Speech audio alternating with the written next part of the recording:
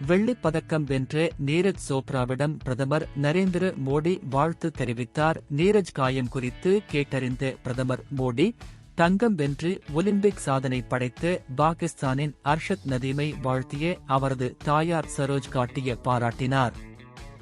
ஹரியானா பள்ளிகளில் good morning என்பதற்கு பதிலாக ஜெய்ஹிந்த் ஆகஸ்ட் 15, 2024 முதல் இந்த மாற்றத்தை ஏற்படுத்துவதன் மூலம் மாணவர்களிடம் ஆழமான தேசபக்தி மற்றும் தேசப் பெருமையை வளர்ப்பதை மாநில அரசு நோக்கமாக கொண்டுள்ளது.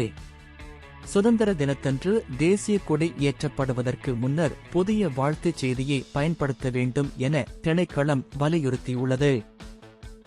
கடந்த வாரம் 300க்கும் மேற்பட்ட உயிர்களை பலி கொண்ட கேரளாவின் வயநாடு நிலச்சரிவில் பாதிக்கப்பட்டவர்களுக்கு நிதி திரட்டுவதற்காக தமிழ்நாட்டைச் சேர்ந்த 13 வயது சிறுமி ஹரிணிஸ்ரீ தொடர்ந்து 3 மணி நேரம் பரதநாட்டியம் ஆடினார்.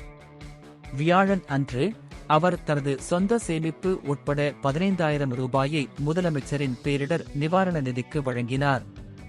ஹரிணி கேரள முதல்வர் பினராயி விஜயனை சந்தித்து ஆசி பெற்றார்.